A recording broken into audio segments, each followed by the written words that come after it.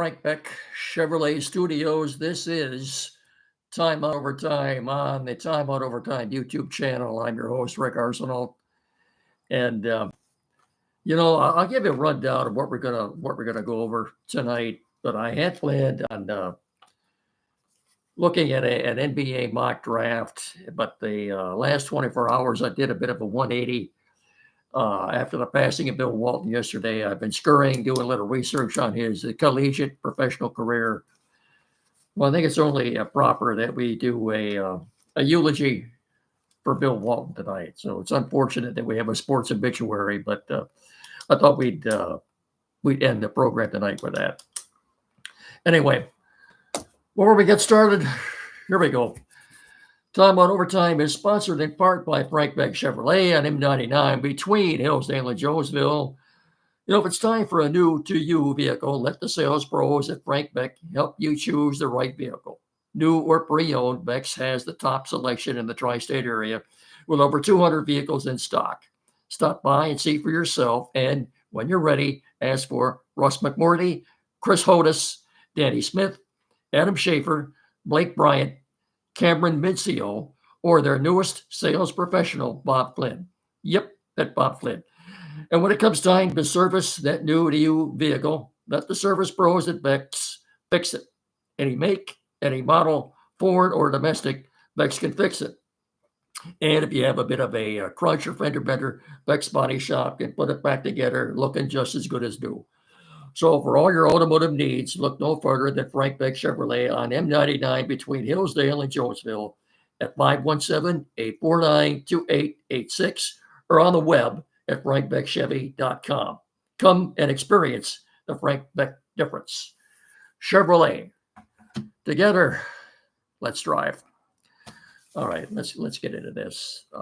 Get you caught up on what's going on in the NHL and NBA playoffs. If you haven't heard, last night the Celtics, surprise, surprise, swept the Pacers in 4 straight, closed them out 105-102. I know the Pacers beat the Knicks in 7. I still can't believe they won that game 7 at Madison Square Garden. I think the Knicks would have put up a better fight than the Pacers did. And you knew once the Pacers blew that lead in game 1 and choked, the series was over right then. That was it. You knew the Celtics were going to win the next 3. They punched their tickets to the NBA Finals. And T-Wolves are playing in Dallas tonight. They're down 3-0, and I fully expect the Mavericks to close them out tonight. So you will have had 2 very well-rested teams going into the NBA Finals, coming off sweeps, because the NBA Finals don't start until a week from Thursday, June the 6th. I mean, 9 or 10 day rest that these teams have before they get started. So you can't say that they won't be well rested, because they will be. It should be a good series. And quite frankly, it's probably the 2 best teams in the NBA. I'm looking forward to it. But again, it's 9 or 10 days away yet. So it's going to be a while before we have any more basketball. Meanwhile, over in hockey, last night, the Stars beat Edmonton 5-3. Of course, the 5th goal was an empty net goal. So the Stars lead that series 2-1. Game 4 will be tomorrow night in Edmonton. And the Rangers took a 2-1 lead over the Panthers with a 5-4 win in overtime. That was Sunday? That was Sunday night. Okay. Game 4 of that series actually is tonight in Florida. And so the Rangers, with a win tonight, could take a commanding 3-1 lead in that before it gets back to Madison Square Garden on Thursday night. The Panthers will be looking to even that series up at 2 games apiece. I have a hunch, still have a hunch. I think that series is going to go 7 games. We'll see. We will find out. And as I said before, how nice it would be to be a sports fan living in Texas right now. You've got the both your hockey team and your basketball team, on the cusp of winning their respective championships. And the Rangers won the World Series last year. And the Cowboys, well, as I said before, they'll probably make the playoffs and get limited in the first round. Anyway, that's got you caught up on the NHL and NBA playoffs. Pardon me. What? I think I better take a swig of water here.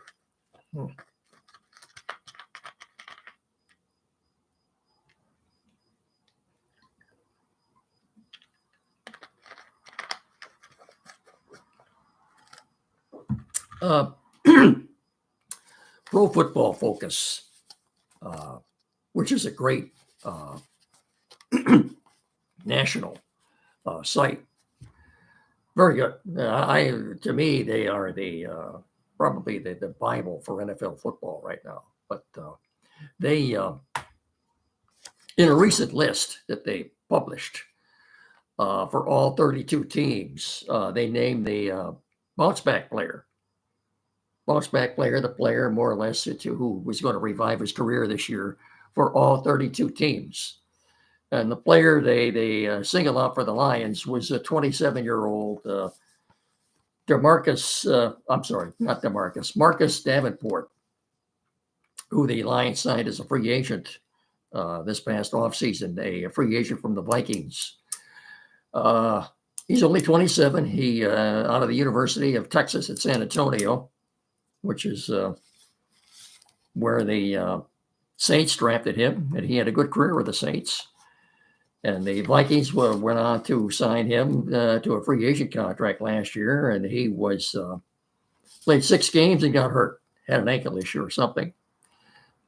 Anyway, Pro Football Focus has singled him out as the comeback player of the year for the Lions. And here's what they had to say. It says, if the former Viking and Saints defensive lineman can stay healthy, it is expected that the veteran can have an immediate impact on the Detroit Lions defense. Davenport was the Lions candidate to have a successful season this year in Motown, as far as PFF Pro Football Focus is concerned.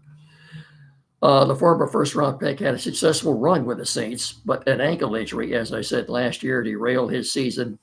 And after just 6 games, the Vikings put him on injured reserve. Lions' defensive line should be greatly improved this year with Aiden Hutchinson, of course, and the free agent signing of DJ Reader, Aleem McNeil. Those two, I think, are the best defensive tackle tandem, at least in the NFC anyway. And don't discount Davenport. Looking more like himself and wreaking havoc this year if he's fully healthy back from that ankle injury. Lions defensive coordinator Aaron Glenn last week at the OTAs expressed that Davenport is a very capable pass rusher. He's got good size too, at 6'6" and about 265. If he is indeed healthy and like his old self, I think it'd be a perfect complement to Aiden Hutchinson. And so with the addition of Davenport on one end and DJ Reader wreaking havoc in the middle, I look for a lot more sacks from that Lions defense this year. Time will tell, of course, but this is the one player that Pro Football Focus has singled out for the Lions to have a comeback year. And I've come to where I pretty much trust the discretion of the guys at Pro Football Focus, and ladies too, by the way. I think they know a lot about what they're talking about. And yeah, I put a lot of faith and respect in what they have to say. And then I happened to run across that a few days ago. I wanted to pass that along to you. So just remember, Marcus Davenport. If he can stay healthy, I think sky's the limit for that defensive line anyway. Drew, I'd like to give you an injury update on Brian Branch. But before we do that, I'd like to put in a good word for a good man whom I said many times before in this broadcast, without his help and assistance, I wouldn't be able to do this. That would be Tim Lindley at Quality PC in downtown Hillsdale at 37 Waldron Street, a couple of 100 feet west of Howell Street on the north side of the street, right on the alley there. You can't miss it. Get in, see him or his very capable assistant, Zach, anything. computers, new or used. Maybe the computer you have now needs a little work done on it. Perhaps you are thinking of or just purchased a big screen flat smart TV. Maybe you need it mounted, programmed, set up. He's very capable of handling that for you. Maybe you just changed internet providers, and you need that set up for you. Tim's your guy. He'll take care of that. Then this guy knows more about tech and anything that has to do with tech service. To me, he's the most knowledgeable guy around here. I seriously say that. Printers, new or used, anything. You name it. He's the guy. Anyway, again, as I said, that's at 37 Walton Street in Hillsdale, 517-610-5372. Or get in there and see him. And when you do, if you would tell him Rick sent you, I greatly appreciate that. Thank you. Before we go any further, too, would you get down there in the corner and hit that like and subscribe button? Thank you very much. You'd be doing me a big favor. Anyway, getting back to this injury update on Bryant Branch, I'm quoting Dan Campbell, what he said last week at the OTAs. He had a little cleanup there, something that coming out of last year that thought it might heal, and then it just ended up being, well, we better get this thing done and taken care of. So anyway, that's where it's at right now, and I think he likes riding that scooter. But we feel like he's progressing well. We feel like he'll be ready to go in camp. If not ready, certainly he'll be good enough to get enough reps in to go for the regular season. That's how we feel about that right now. He quipped that he thinks he likes riding that scooter. He was seen at the draft about a month ago now. What is it? Where does the time go? It seems possible that the draft is already a month ago. Anyway, he was seen at the draft with his left leg on a scooter and his left foot in a walking boot.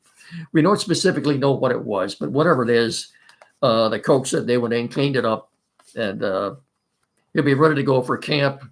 They feel like he'll get enough reps in. Obviously not going to play in the preseason, but they feel like he'll get enough reps in camp to be ready to go for the regular season on Sunday night, September the 8th, against the Rams.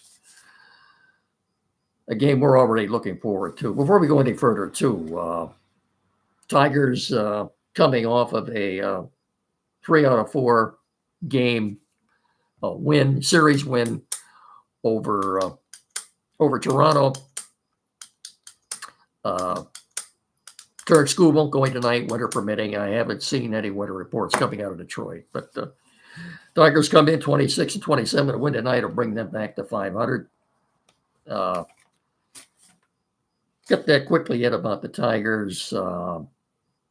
Two, I'd like to mention controversial umpire Angel Hernandez is out. Apparently, he reached some kind of a mutual agreement with the league in a deal that was, I have no doubt, was brokered by the umpires union. He's gone. He retired. 3 decades of pretty. This guy was obviously, well, now that Joe West has been gone for a couple of years, Angel Hernandez had to be the worst umpire in baseball. And I'm surprised this didn't happen earlier. Anyway, don't fret for Angel Hernandez. He'll get a nice big fat pension. And the good news is he's gone. We don't have to put up with that anymore. Bill Walton passed away yesterday in San Diego at the age of 71 following a lengthy battle with prostate cancer. Died with his family and friends at his side. I obviously never met Bill Walton, but anyone who knew Bill Walton or worked with him never had anything bad to say about this man. He was a gentle giant. Apparently, it was a joy working with him. anybody who ever came in contact with Bill Walton said he was one of the nicest men they had ever met, and he will be sadly missed. Was he the best college player ever? Well, he played in Westwood at UCLA for the Wizard of Westwood, John Wooden. Uh, and of course, he followed Lou Alcindor in there as the big man, who went on to become Kareem Abdul-Jabbar. I think he changed his name when he was in Milwaukee, but he won an NBA championship in 1977 with the Trailblazers, and then when his career was nearing an end, he did win another one with the Celtics in 1986. He had an historical playing career, like I said, playing for John Wooden in his 3 years there. And of course, keep in mind, it was January of '72 before freshmen were allowed to play varsity basketball at the collegiate level. He started his career at UCLA. Well, he averaged more than 20 points a game, almost 16 rebounds, 5.5 assists during a stellar 3-year career at UCLA. Like I said, from 1971 to '74. Like I said, freshmen were not allowed to play varsity ball until '72. UCLA went on a 30-game winning streak his first 2 seasons. And he ended up his career at UCLA. He was 86-4, 86-4, and a 30-game winning streak that spanned 2 years. He was probably a more productive player in college than he was in the NBA. And again, I know it's debatable, but in my humble opinion, but then again, what do I know? He was the best college player I had ever seen. And I'll remember watching on TV Dick Enberg doing the game at Notre Dame when they finally lost to break that 30-game win streak, with Walton missing a layup at the buzzer. He obviously greatly graced anyone that he came in contact with, and he will be sadly missed. So rest in peace, big guy. We really enjoyed watching you both at the collegiate level and in the NBA, and later on as a commentator and broadcaster. The world has lost a good man, and gone at the age of 71, Bill Walton. Like I said, rest in peace, Bill. May the Lord bless your soul. I think that's about it for tonight. As I said, I was going to do an NBA draft, mock draft preview, but I think we'll put that off until Thursday night due to time constraints, as they say. That's going to do it for right about now. Don't forget Time Out with Andy Brown every Saturday morning from 9 to 10 here locally on WCSR 92.1 FM. And I'll be with you again Thursday night. Until then, take care, everybody, and treat everybody with respect. Bye-bye now.